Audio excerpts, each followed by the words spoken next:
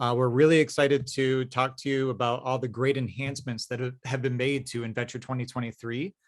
Luke and I, we both work in marketing at Autodesk.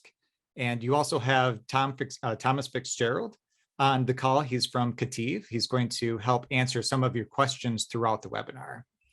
Now, before we jump right into the enhancements for this release, I want to take a minute or two to discuss what happens behind the scenes before we launch new releases of the software. How did we get here with all of these enhancements?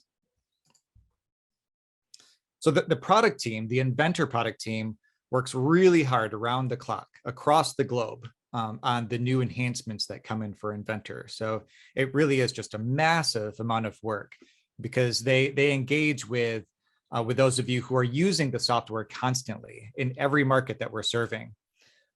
There's multiple feedback channels that are part of this. The public forums. The nice thing about public forums is those are running 24 hours a day.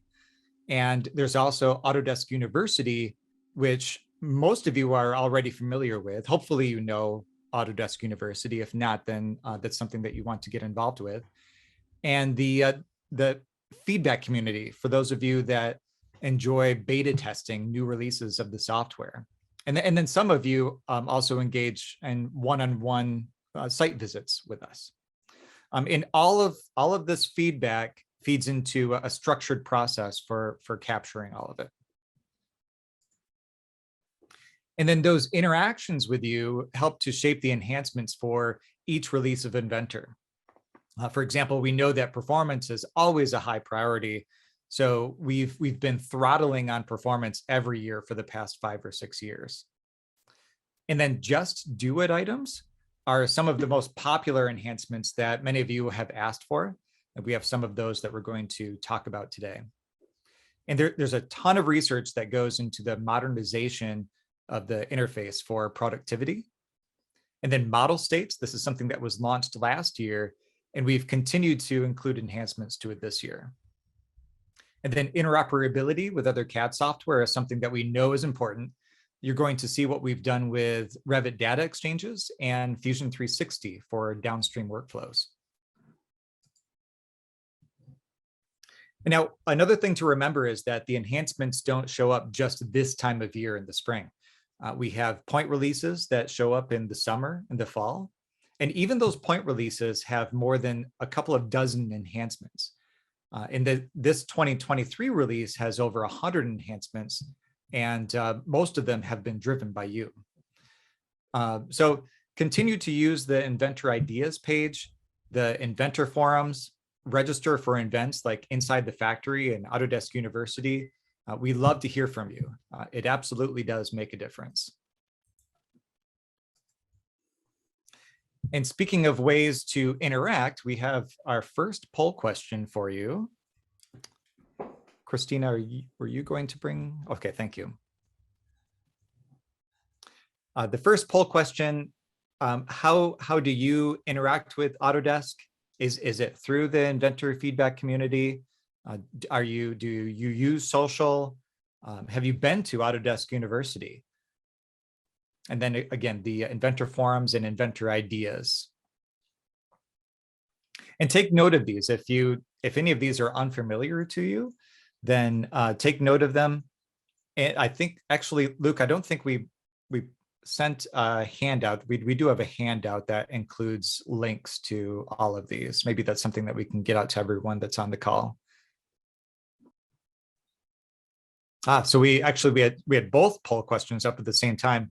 I didn't mention the next one. How do you use Inventor?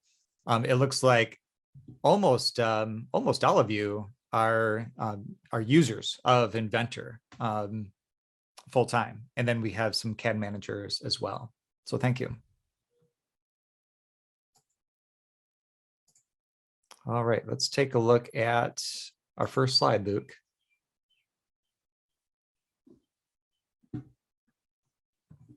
So we do have a lot to cover in the webinar today. As I mentioned earlier, there's over 100 enhancements to this release. So we can't, of course, possibly cover them all, but we're going to get to as many of them as we can. There's 6 categories that we'll cover during the presentation. We're going to begin with a few of the general enhancements to this release. And then for interoperability, we'll cover Revit, Fusion 360, and then some other translation updates. And we have new features and enhancements for parts. And in assemblies, we'll talk about the, jump back one more there. Sorry, did I get out of hand? Oh yeah, I did good. Sorry. I'm not that fast. So we're going to talk about the bill of material, 3D annotations. For performance, as always, this is one of the most important items that we focus a lot of attention on in development. And then in documentation, we'll talk about improved ways to prepare your designs for manufacturing. And this takes place in 2D and 3D. Now, I don't have a category for model states. I mentioned this earlier. That's because we're going to talk about it in parts, assemblies, and documentation. So there's a lot to talk about with model states too. Okay, so general enhancements. Well, as soon as you begin using Inventor 2023, some of you have already installed it, you will see a difference in the home screen display. And as you would expect, this is something that provides easy access to recently opened files and other helpful content. And then the left panel provides access to projects, opening and creating files, things like learning and community access. And it's really important to note that we're not making this change just for the sake of change in this release. This is a similar and very consistent way of interface that we're using for Fusion 360, AutoCAD, and other Autodesk products to help to make that transition between products easier. So one of the number one things that everyone does inside of Inventor is zoom, pan, and rotate. So now when you're rotating using the shift key, the rotate behavior for model pivot automatically changes depending on whether your model is in full view or if it's in partial view or outside of the view. And there's several enhancements made for iLogic in this release. And I'll mention a couple of them. First, you can now select rules and forms that you use on a regular basis and add them to the ribbon for quick and easy access. This is something that's done through the customized dialog. And then also when creating a selection list, you can easily customize the order of the items with a new checkbox. Okay, let's take a look at interoperability. A lot of work has been done for Revit users who are looking to share their data with Inventor for things like custom fabrication. Now, Inventor can already open Revit data and then even choose the appropriate portions of the design for their needs. The same is true in this release, except there's no longer a need to export a separate file from Revit and then email it to the Inventor user. So now Revit users can select the data that they want to send, and then it creates a data exchange that gets uploaded to Autodesk Docs. And then the Inventor user can access the data exchange to load into their project. Some of you are already familiar with the Forge viewer. This is the tool that's used to view and access the Revit model. And then maybe as you would expect, if there's any changes that are made to the Revit data, it will remain associative inside Inventor. And they'll also get a notification when a change has occurred. So again, the big deal here is there's no more file exchange or exporting files or emailing new revisions of those files every time there's an update. So let's talk about Fusion 360. It's important to note that when you think of Inventor and Fusion 360, it's not Inventor or Fusion 360. They're designed to work together.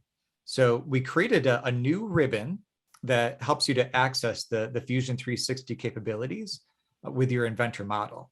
So if you would like to create a toolpath strategy or an advanced simulation, electronic design, or a generative design study, maybe even create an automated nest for your sheet metal components, you're going to find the buttons for each of them. And then each of the buttons in the ribbon are going to guide you, which saves that initial setup time for that workflow. And another thing in Fusion 360 for interoperability, if you're importing models from Fusion that contain canvas data for things like electronics, the image fidelity has been improved. The checkbox for this is in the import dialog and object filters. And there's also been several updates to existing import and export formats. The GLTF and USDZ are those are exports for augmented reality, and both of these have been added and supported in the task scheduler too. And then JT version updates, those include UCS support on export, and then step performance has also been enhanced, and also includes UCS support. So now Luke is going to show you some of the updates for Revit and Fusion 360 Interop. All righty. Thank you, Jim. So what I'm going to do is just walk you through a few bits and pieces of the what's new. And like Jim had mentioned at the top of the webinar, we're not going to go into every single one. So we kind of decided to show, I'll say, the greatest hits of the 2023 release. And one of the things that is probably, at least for me, one of the coolest workflows is this idea of getting your Inventor data over to Fusion 360. And Jim couldn't have said it better about it's not an either or, it's an and. And in the previous release, 2022, there was a send to Fusion tool where it would take a part file, only a part file, and you can send it to Fusion 360. And you could do an assembly, but you had to create you could take an assembly and you could derive it down to a single component, and there are some extra steps. So what they've done is they've really automated that. So you can see I'm clearly in an assembly. Don't take a 13,000 part assembly from Inventor to Fusion, just a tip.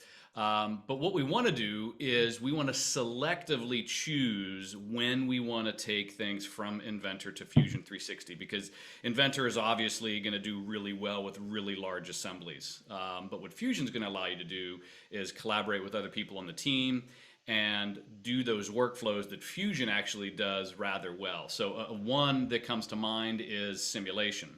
So you can see inside of the Fusion tab, we have our structural fluid path, stress, event, plastics, cooling, additive, subtractive, and just the general modeling environment. What these will do is launch you directly into that environment inside of Fusion 360. In this case, we're just going to run a simple static stress. Again, you can see I'm in an assembly, but what I'm going to do is I'm going to pick the components that I want to work with. So I just need 4 or 5 parts. I don't need nuts. I don't need bolts. I just want to run a quick simulation on this. What you're going to do is then choose the team you're putting it inside of your Fusion team location, and then the project inside of that team. You'll upload that, and then when it's finished uploading, you'll be inside of that Fusion environment. And if you're familiar with Fusion, it works from this really intuitive kind of left to right setup for doing just about everything.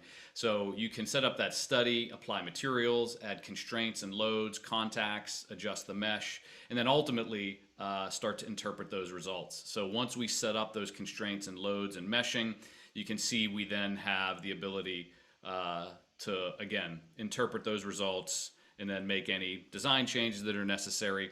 And the cool thing is it's associative. So if I need to make a design change, it is associative one way. So we're working on the other direction.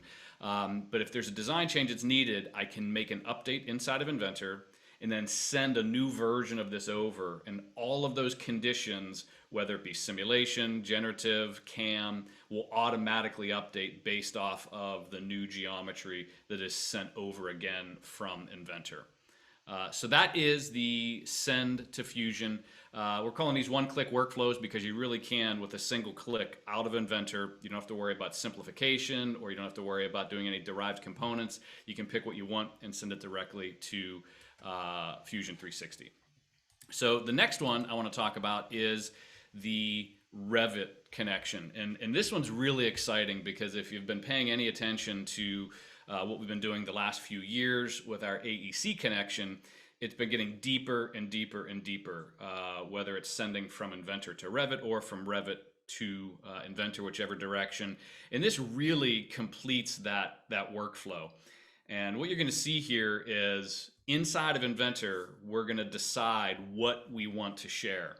And what we're doing here is basically simplifying that model. You know, typically a designer in Inventor doesn't need the entire building and vice versa. That's why we have simplification tools inside of Inventor when we're going the other direction. So what we can do is, rather than, again, like Jim had mentioned, take an entire building and emailing a file to someone, we can now use these views of a particular larger assembly, choose which ones we want to share with our engineering or mechanical design counterparts.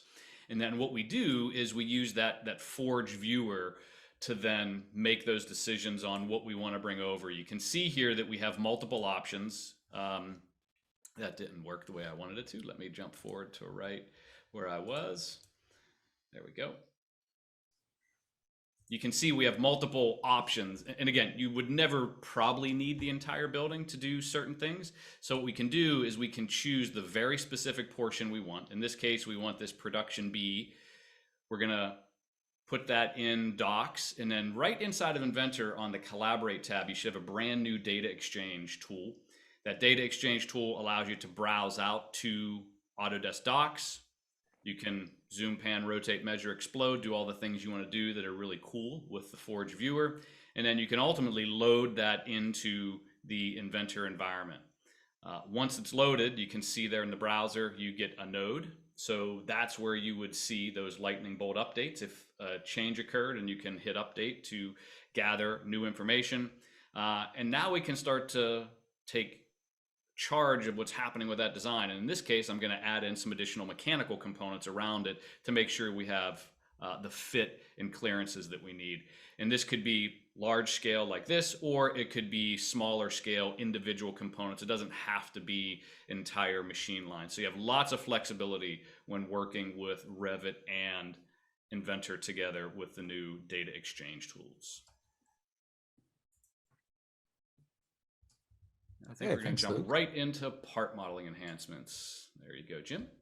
All right. So with part modeling enhancements, a new feature has been added for part modeling for those of you that create features to etch for laser cutters. If you are doing this, this might be one of your favorite enhancements this year because you're probably going through some manual effort to make it work for you. And these mark features can be exported to DXF or DWG. And you're also going to find several options for things like layer export on mark style controls.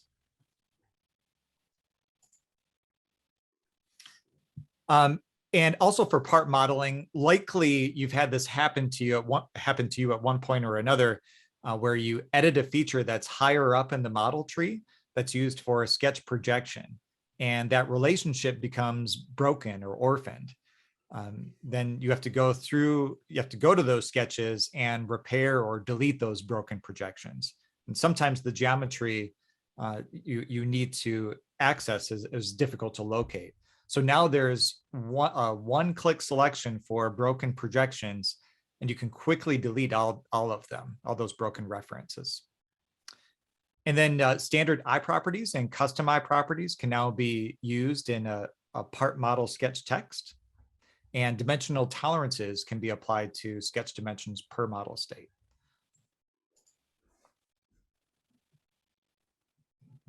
And then in sheet metal, you probably noticed extended information in the browser for some features. Well, you can now see this for additional features in sheet metal, like the face, contour, flange, and flange. There's an image that you can see on the slide there that shows it. And there's a new asymmetric option that's available when extruding a contour flange, just like the extrude feature. And then when exporting flat patterns for sheet metal to DXF or DWG, There's a new option to convert curves to tangent arcs. And then sheet metal templates are now an option when creating a new component from scratch inside of an assembly. Okay, so features, tolerance settings are now available for values within all fillet types. You can make changes to them in the value in the property panel. The relationships command now works for suppressed features. So you can right click on a suppressed feature, select relationships. And all property panel options are now preserved in the presets for extrude and revolve features. And you can now toggle the visibility for some features using Alt-V. This is something that works for solids and work features like planes, axes, and points, and sketches. And so now Luke is going to show you some of the part enhancements. All righty, thank you, Jim.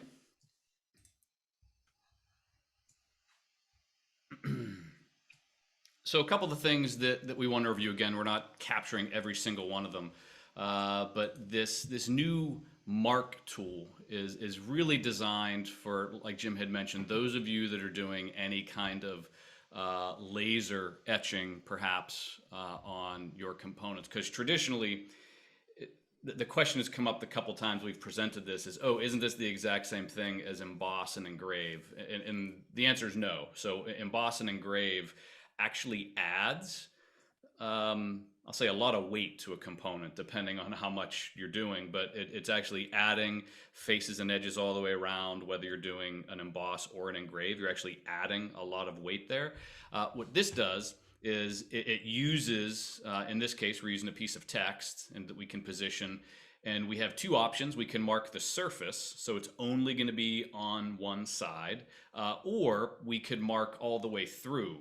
And when we do that, you can see in this case, this would be, if we were going all the way through. So maybe it's not an etch. Maybe this is some kind of plasma that's cutting all the way through a component. But you can see there's no additional geometry that's being created like an emboss or an engrave would do it. So again, really great way if you're doing a lot of that. Like Jim said, this could be one of your more favorite features. The other one is this ability to now do asymmetric extruding, not extruding, but contour flanges like the extrude command. Again, it's just an option now inside of the width extents portion of the dialog box. And when you activate that, you will get two different distances, and you can flip-flop those distances really easily. To again have that A distance or B distance equal whatever value you want it to be. The last one is when you are exporting those DXFs, there's now a new option for arc approximation. Again, this is just giving you flexibility for how you take that geometry from a sheet metal DXF flat pattern and how you're going to consume that on, the nesting side or whatever equipment you're using to create some of this either cutting or laser or plasma that you're doing. So just something to think about. And then the last thing that I want to talk about is the tolerancing that is now available at the multiple different fillet types. So you can see not only inside of just a standard extrusion or a cut that I'm doing, I can add those, but I can also do that at the fillet level now. So I can add in the fillet type, I can adjust my limits, and then that's all going to be stored in that fillet type. So not only will it be accessible in the actual feature tree, but imagine if you're doing parameters and all of that information is going to be stored in that parameter location as well. And I think we're going to move on to some assembly stuff now, Jim. Okay, thanks, Luke.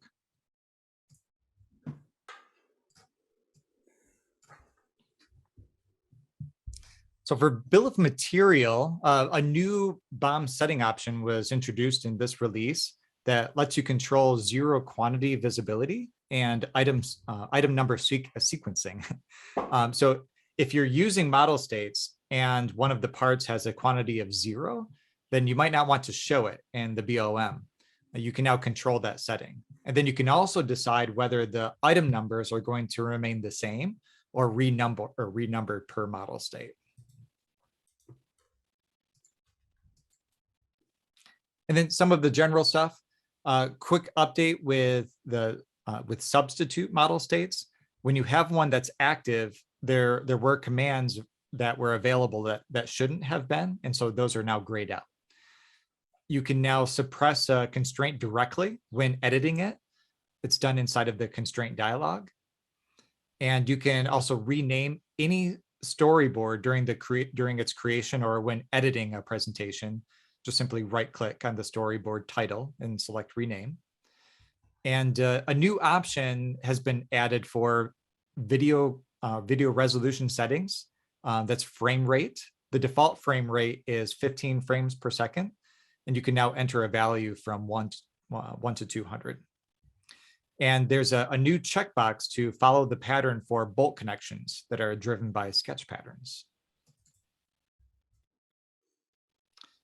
And for 3D annotations, when adding a 3D annotation, you might already know that you can reference iProperty information to the selected item using a leader. However, in the past, there hasn't been a way to choose which level of the subassembly to reference the iProperty information from. In this release, you now have the option to reference the iProperty from any of the subassembly levels that are associated with that selected object. I know that sounds like a mouthful, but you can see it in that image where you can select which of the subassemblies you want to reference that iProperty information from. So for tube and pipe, the route panel and the properties dialog now preserves the last used values even after you close the dialog. It can now remember things like auto route, convert auto route to sketch, auto dimensions, and auto constraints. And now Luke is going to show you some of the assembly enhancements. All righty. So the one that Jim called out earlier, and this is really a performance enhancement. So it kind of belongs in the performance category, but we're doing it with an assembly. But if you've ever worked with Express mode, you can see that I have this rather large assembly open, 28,000 individual components, and I'm in Express mode.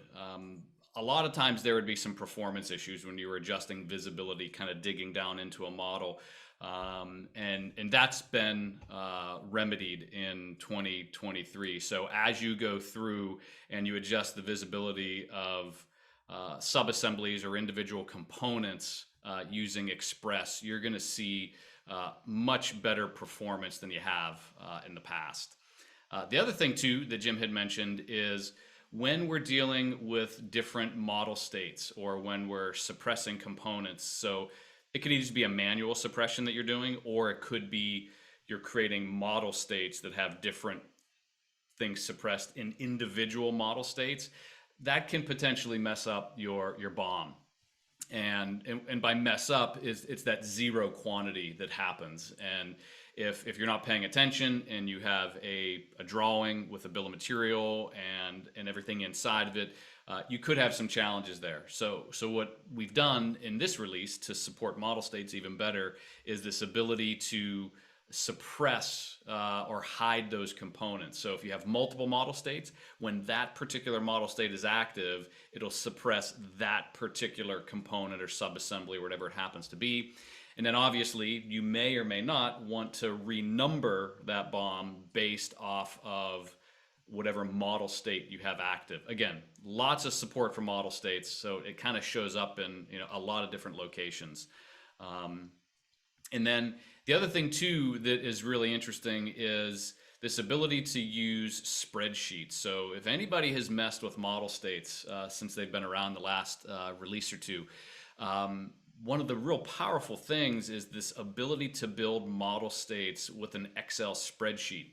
And what we can now do is we can capture the tolerances at the model state level. So you can see using, the typical Excel functionality, dragging rows. We can do easy compute suppresses. We could adjust the tolerance values. So in this case, I have a maintenance, a removal, a placement, and a move 1 and a move 2 model state for this particular design. And again, really easily creating multiple variations of this particular assembly. in really short order, again, leveraging model states and that Excel functionality. So the next one that I want to show, whoop, I think I went just a little too far. The next one I want to walk through is some additional ones. And, oh, was there just one video here? Did I have a double slide, Yeah, there's Jim? just one. Okay, sorry. I Jump went too into soon. performance. There we go. We'll talk about performance now. Here we go. I think we have a poll to get us started. Yeah, this is a great place to talk about what release of Inventor you're currently using. So when you see this one come up, I'm curious, have you installed Inventor 2023? Are you using a previous version of Inventor? We have two of them up there. The other one is, okay, this is one that we probably should bring up a little bit later, but we can answer it now. What are the which of the following provides you with the most value for your subscription? If when you think of some of the enhancements that we had gone through so far today. We know as we're talking about things like performance, when you enter in which release you're using, if some of you who are upgrading from older releases of Inventor may notice some significant changes and leaps in performance when you move to Inventor 2023, because they will compound on each other.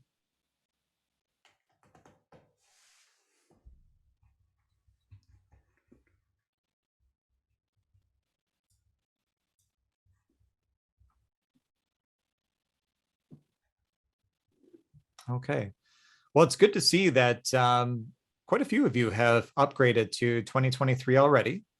Some of you still on 2022.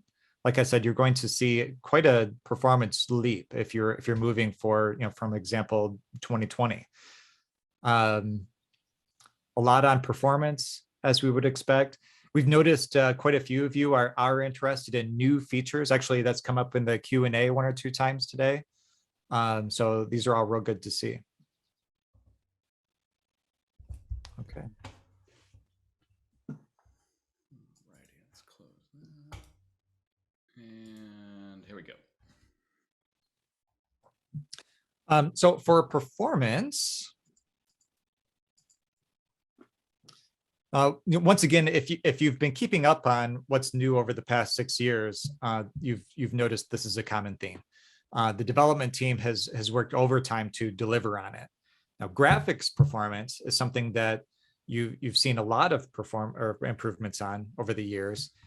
You can see it here with threads. If you have a lot of threads in your assemblies for things like bolts or holes, maybe you're using the content center for threaded items, there's multi-threaded support or improvements for those.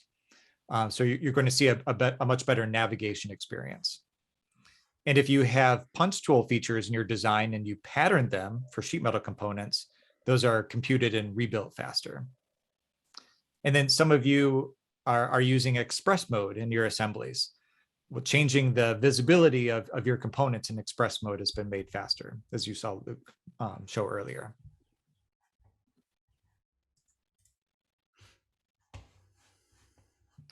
And then for GPU ray tracing, we have some updates on performance for that. For those of you that have up-to-date graphics cards, when you're in perspective mode or perspective view and using the realistic mode, you now have GPU ray tracing instead of CPU ray tracing available.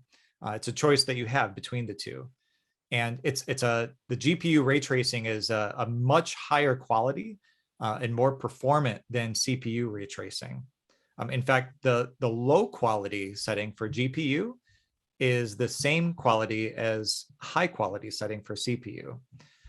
So we've been doing a lot of testing on this in the feedback community, and the results so far have been really positive. So again, this is mainly for those of you that have invested in dedicated high quality graphics cards for your design work. All right, let's take a look at some documentation improvements. With model states, you have the ability to create overlay views for your 2D drawings. Now, this is something that you could already do using assembly drawings in the last release. This has now been extended to parts. So for example, you might have a drawing view for displaying the cast and machine versions in one view. And then also detail views have additional settings for rectangular shape. You can now change the setting even after you've created a view using circular. And there's been a lot that's been done for standards compliance. Standards are one of those things that I think everyone has found always changes. They go through boards, they get omitted and archived. So we've made some updates specifically in weld symbols. Some of you may be creating sketch symbols or other manual methods to keep up with the standards. So we updated some of the annotations to save you that time. Sort of automate the creation of those symbols and annotations. And there's been some great investments in model-based definition. We've noticed that many of you on the call are looking to speed up your design to manufacturing process, and that model-based definition has been helping you to do that. Datum targets have now been added. Those can be designated as circular, rectangular, or points on the model surface. And eye properties in assemblies. Remember what I mentioned about 3D annotations in assemblies? The same is true in 2D drawings, where you can select how deep in the assembly architecture that you want to pull that eye property information from. And so this is the last demonstration for Luke. He's going to show you documentation in 2023. Alrighty. So the first one I'll talk about is some of those detail view options you have. So once we have our view created, a lot of times you would have to redo that if you were changing from circular to rectangular. You can now change that fence shape very easily inside of the detail view. And then you also now have the option to add that connector line. So again, this is some of those just do it's. These are things that may have frustrated you in the past when you were creating some detail views. So really great, quick and easy way to do that. The other one that Jim had mentioned is this datum target. So MBD, model-based definition, 3D annotation, whatever you want to call it, is something that we know a lot of folks are interested in, and it does a couple of things for you. Number one, it could potentially get to the point where you don't necessarily need to make production drawings. You just have live models with your 3D annotation and your GD&T and all the different things you need on that. But it also really allows you to visually articulate kind of what's happening with that model, and adding these types of features to the 3D annotation, the datum targets, is just going to give you more options as you're documenting that. And then all of this obviously translates whenever you take this MBD information and bring that into a system that's able to consume that. And then this next one, this is the one that Jim had mentioned, and it's really interesting the way this one works is based off of where you select that component. What it does is it looks at, so you can see in this example, I'm putting that 3D note, or that leader text rather, on the belt. Well, that belt is inside of the swing conveyor assembly, and that swing conveyor assembly is inside of the assembly machine scheme. So if there were multiple levels through there, you would be able to click each and every level of that assembly. And it might not seem like a super powerful tool, but what we would probably do is you would probably actually type a static note to make a note on this. But when you're referencing eye property information, it's going to automatically update when any of that information inside of there. So if the part number updates or something changes, these notes are going to automatically update and be, again, much more automatic. The next one that I want to talk about is, this is again one of those just do it's. When you're creating tables inside of a sheet. Getting that exact same table on another sheet, you would typically have to create a brand new sheet and then just restart from scratch. What you can now do is you can copy a table from one sheet to another sheet and then just edit that information, the size, the shape, the format, the content in it is going to stay, and then you can just update that to be whatever you need it to be. Again, really great. Just do it for those of you doing lots of tables inside of that drawing environment.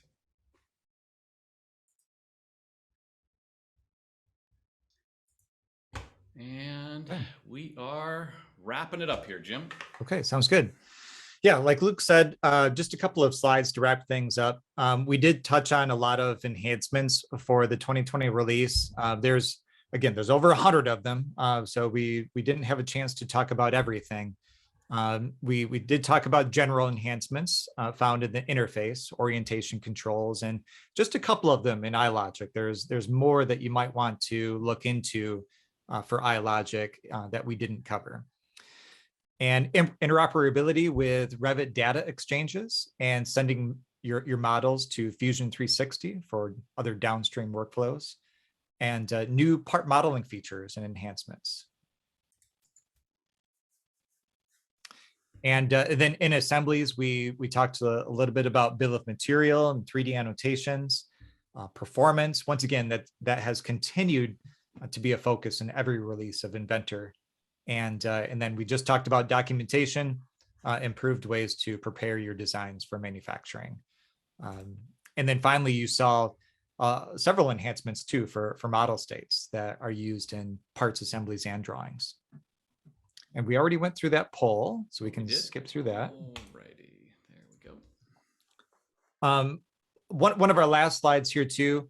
Earlier, we talked about some of the resources that are available to I suppose, connect with Autodesk, whether it's finding out more about what's coming in the next release, or if you have your own ideas of what should go in the next release, or maybe it's even just learning about how to better implement and use the software in your own workflows through things like Autodesk University. You should check these out if you're not familiar with them. We do have a PDF document that contains links to these. And so that's something that we can probably connect with Christina to see if we can get that out to everyone on the call. Yeah, I can help you with that. Alrighty, I think the last thing we're going to do here is a little bit of Q&A. So if you haven't already, some of you are putting it in the chat, and that's okay. It's a little bit easier for us to manage if you use the question and answer portion. That way we can know which ones were answered and which ones were not answered. So again, if you have any questions about today's presentation, you can start asking those in, again, the question and answer tab. And a couple that already came in. Jim, do you want to answer that? What happens with level of details? I think that's one that I think a lot of people had back in 2022. And if you haven't moved yet or messed with model states, you may not have noticed. Yeah, it is the model states level of detail and model states. It's a very common question. What happens to those when you move to the next release? If you move to 2022, or if you move to 2023 today, then the level of detail that you have in your assemblies will automatically convert to model states. And there's a whole lot to talk about with model states. But you're going to, of course, see some improvements, some additional options and enhancements when you start using model states instead of a level of detail. Okay, cool. The next one came in, and this one was in the question and answer panel. Thank you, Tim. Is 2023 going to affect our customization? I'm not sure what specific customizations you have. I do know when you do an installation, each and every time you do an installation, you have the opportunity to map that customization over. It's actually an option during the installation process. If there's really specific customization, Yeah. there may be some tweaking, right, It, Jim? But it could be API. Obviously when going from release to release, there's API questions that come up. So if it's that level of customization, we just talked about yeah, exactly, VBA. So if you for example, we just talked about model states. When you're moving from level of detail to model states, there's going to be some things that come up in the API. So that's a lot of that is, of course, well documented in every release of the software. So I'm sure there's going to be some specific questions when it comes to that. But yes, there are some changes from release to release with API.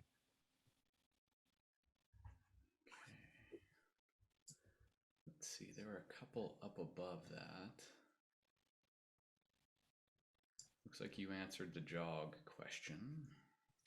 Yeah, there's a couple of questions that have come up with some of you on the call. You do have some great ideas for each release of the software, and perhaps you have already entered them into Inventor Ideas, or maybe you even saw those in Inventor Ideas and voted on them. But just I would encourage you to continue to do that.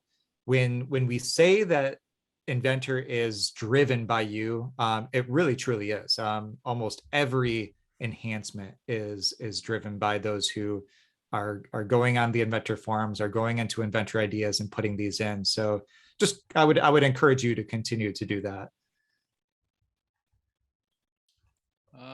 There was a question that came in from Jacob. Can a sheet be copied from one drawing and pasted in the same drawing file? Currently, I have to copy and paste into a different drawing and copy and paste back into the original drawing file. Off the top of my head, I don't know if I know the answer to that, Jim. Do you happen to know? I thought there was something there. Let me see. If not, Jacob, we can make sure that one of the folks at KETIV can get you an answer, definitely one way or another, on that sheet copying.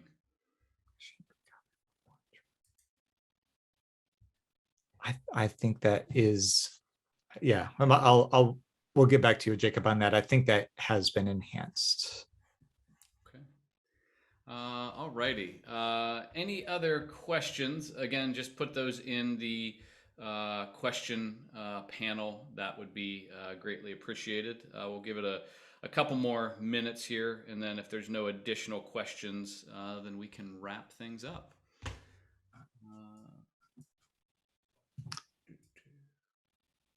Looks like we have gotten some of you have responded about the PDF, which is great. We'll make sure that we get those links over to you.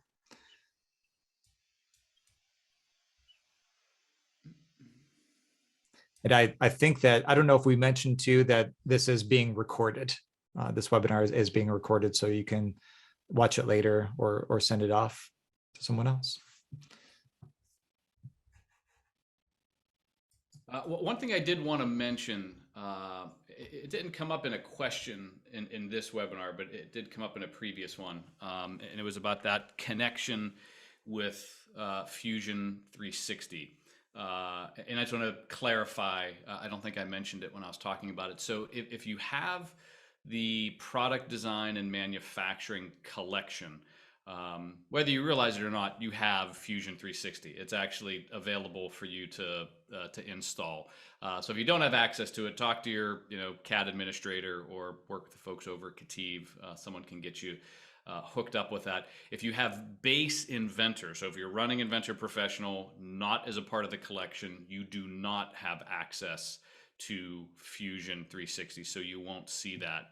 And the reason why that's important is when you have Fusion 360 installed, that's what creates that Fusion team for you to be able to take the Inventor file from Inventor to Fusion 360 using Teams, and that's what keeps it associative. There were ways to do that previously that actually still work. There's Desktop Connector, so if you're running Inventor and not the collection. I guess you could use Desktop Connector to send some things back and forth, but the workflows that were shown today were specifically taking Inventor files to Fusion 360 via the product design and manufacturing collection using Fusion 360 and Teams. Just wanted to clarify that.